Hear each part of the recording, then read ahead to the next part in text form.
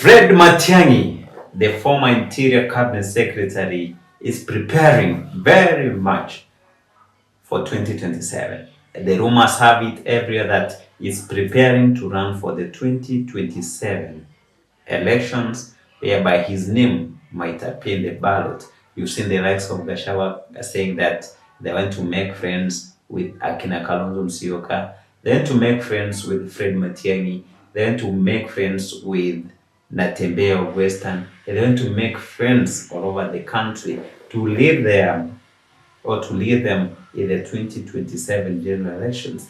And among those friends, or among those who have been mentioned, is Fred Matiangi. And that's why today here at gtunenews, we are trying to see on the possibilities that will enable Fred Matiangi to come and win the 2027 general election. And if you've not subscribed to this channel, please subscribe so that whenever we post any video, you will be able to check at it. You can also leave your comment on the comment section so that we can be able to know and listen to your opinion about the presidential bid for none other than Fred Matiangi of Kisii County. Do you have a mentor? Anyway, I don't know if you have a mentor. I don't know if I have a mentor. But it's said that the mentor for Fred Matiangi is none other than Mzee Simon Nyachae. Actually, it's said that he's the one who brought Matiangi to Uhuru Kenyatta for the appointment for the ICT docket in 2013. I don't know how true those words are, but it's said loud and far that Simon Nyachae was the mentor of Fred Matiangi. And now come 2027, it's going to be interesting to see that if it's going to be possible for Fred Matiangi to succeed more than his mentor Simon Nyachae, who also vied for the presidency in 2002 but came third. Remember 2002, Mwai Kibaki won the election, and I don't know who became number 2, and then Nyachae became number 3 and followed by KANU presidential aspirant then, and the 4th president of Kenya, Uhuru Muigai Kenyatta. Remember that Fred Matiangi served as a personal assistant or the PA for Simon Nyachae, who died in 2021. Yeah, remember that Simon Nyachae passed away in 2021, and later as the presidential campaign manager.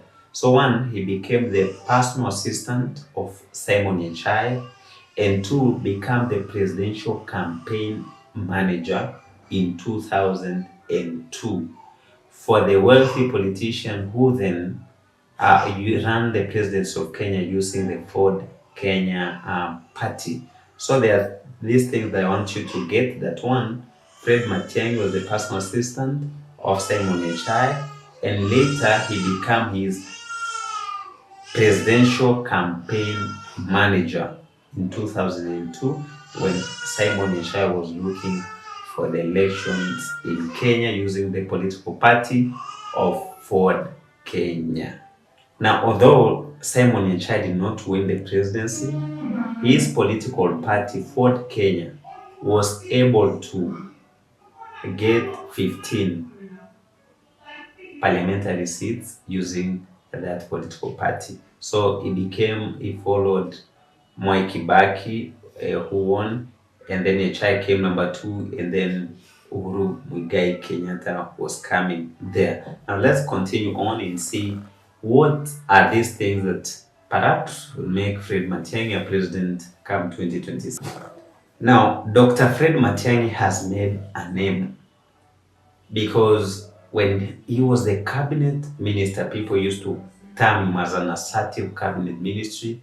For the 10 years that he worked under President Uhuru Kenyatta, something that won him admirers, the people who were admiring him and his kind of leadership skills, and at the same time is able to get the detractors. There are those people who can say, yes, you're doing good, but at this point you did wrong. So up to that point, we can see that he has a name. Nobody in Kenya does not know Fred Matiangi, especially when he was the Ministry of Education and when he was the Ministry of ICT, and also when he was the Minister of Internal Security under Uhuru Muigai Kenyatta. Now let's see his roles first. When he was ICT, what did he do that people remember him when he was in ICT? Remember, there was this controversial discussion whether should we continue using the analog or the digital technologies. Then he used all his capabilities and what he was able to do then, so that we Kenyans can be able to migrate from the analog to the digital migration. And that's what we can be able to remember him in ICT. We are also able to remember Fred Matiangi when he was in the Minister of Education, whereby he was able to deal with the menace of the examination cheating that we used to experience in our country. Remember, then there was a lot of number of A's, but when he became first the Minister of Education, the number of A's in the country dropped below 1,000. And I don't know about how today it has reached, but that is what we are able to remember him, both in the ICT sector and in the education ministry. Then, after the education minister, he was moved immediately after the 2017 general election. He was promoted to become the minister of, or the cabinet secretary for internal security. Here, he was able to do what? Yeah, in the Minister of Internal Security, he was able to be criticized in the manner in which he was able to deal with the state critics and the crime suspects who were in that docket. So there he will face many challenges, how to deal with insecurity, how to deal with those people who are critiquing the government of the day, and those many things had to bring criticism under his administration as a cabinet secretary. So after that, Uhuru, not saying that it was enough, he also appointed him, Fred Matiangi, as the chairperson of the National Development, Implementation and Communication Cabinet Committee, a position which appeared to elevate him above the embattled then Deputy President William Ruto. You can remember well that he was called a super CS under the Deputy President William Ruto, something that made Uhuru Kenyatta to call him a super CS and calling the then Deputy President as Tanga Tanga. I don't know if that's where the name Tanga Tanga came for William Ruto, but I think that could be the hint now that William Ruto was campaigning from town to town, county to county, and he seemed to sleep on his roles. And then Uhuru Kenyatta takes Matiangi and adds him that role of becoming a super CS. And seeming that that was not enough again, Uhuru Kenyatta, the then fourth president of Kenya, entrusted Fred Matiangi with the delivery of all national government programs and projects, and he reported directly to the president. Hey, not even the deputy president was doing that. Now that, I don't know what kind of friendship did Uhuru trust to give Fred Matiangi that he can be able to deliver on all national government programs, and he was able to report directly to the president. This man Matiangi must be favored one. Now, this is shocking that in his bid to capture the presidency in the coming generation 2027, Fred Matiangi has hired the services of Montreal-based Canadian lobbying firm Dickens and Madison to help him strategize for his 2027 presidential campaign after making a down payment of 68.4 million of the 32.5 million that they agreed. Oh, this could be interesting, which was required to jumpstart the process of lobbying for international support. Now, according to the documents that were filed by Dickens and Madison with the United States of America Department of Justice under the Foreign Agents Registration Act, Matiangi hired the company on July 2024 to help him seek international support as he prepares to run for the presidency. Also, it is worth to note that if he eventually decides to run for the presidency, it will be noted that it will be his first elective position that the former lecturer of the university, Fred Matiangi, will be running for the president 2027.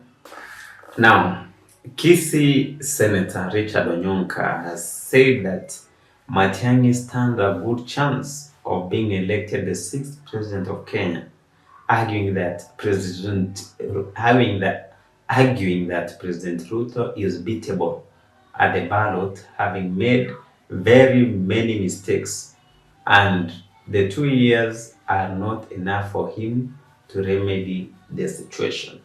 I don't know how true this is, but many people are saying that the 2 remaining years it is impossible for President William Ruto to win back the hearts of Kenyans who loved him, especially before the general election 2022. It can be true because Mount Kenya has now it's gone for William Ruto and is trying to run to other parts, like we've seen him this week, is in Western region, and he has merged his UTA together with ANC to see the possibilities of him working with the Western region to replace the Mount Kenya region. I don't know how it will be now that chances have it that Mount Kenya region will be partnering with the company of Kalonzo Musyoka, and they will also be bringing in other communities such as the Omogusi community and see the possibilities of taking this seat from President William Ruto. Now, the field is open for the 2027 presidential election since Kenyans are very disappointed with the performance of Ruto. Of course, Matiangi is not an angel, but it's better the devil you know, since his track record as a cabinet secretary out there for everyone to be seen for scrutiny, and I can say that he tried his best. So those are the words of Richard Onyonka, the senator for Kisii County, trying to support Fred Matiang'i.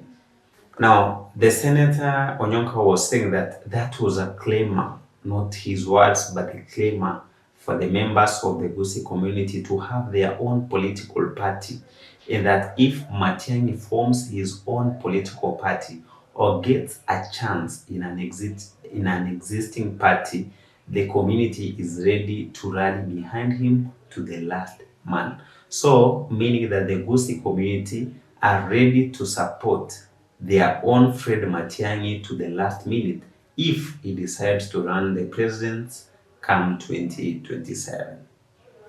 Now, Onyonka is saying that this can be possible, that Fred Matiang'i can galvanize the Gusii community since he had already made a name for himself across the country, where he is known as a hard worker who is keen on delivering results in any docket that is given, and he will be able to be embarked as a community. They'll be able to sell him to the rest of the community. Now that Fred Matiang'i made his name as a Kenyan who is hardworking, given a leadership position, and now through his hard work, the cabinet secretary, the Gusii community leaders will be able to sell Fred Matiang'i to the entire country in that manner. The reason why the Gusii community need a political party is that whenever advocating for the community to have its own party is to make sure that more than 1 million votes and almost 20 MPs are valued whenever those in power and making crucial decisions. It's true that without a political party or without a community background support, you'll not be able to make key political decisions to benefit your community. And that's why the UDA party has been supported fully by Mount Kenya region, and Ruto fears losing them. And that's why he's running to the Western community to be able to merge the ANC with the UDA. And with that one, if we have the political party from the Gusii region, spearheading more than 1 million votes and getting more than 20 members of parliament. They're good to go in making political decisions for their own community. On the same note, Nyamira Senator Okongo Omogeni said that the emerging trend in Kenya politics is for coalition based on one support base, and that the Gusii nation should not be left behind wherever the national cake is being shared, and they equally deserve to get a sizable share. So those are the words of Nyamira Senator Okongo Omogeni, saying that the trends in the Kenya politics are that for you to be supported, you must also have a political background that you are able to deliver on during the election day. And when the national cake is being shared, so national cake in terms of appointments, in terms of resources, in terms of activeness in the then government of the day, will determine on the political, economic, and developments that as a region you're going to get. So they're saying that these are the possibilities of the Gusii nation also coming and having a political party that will rally them behind their own son, Fred Matiangi.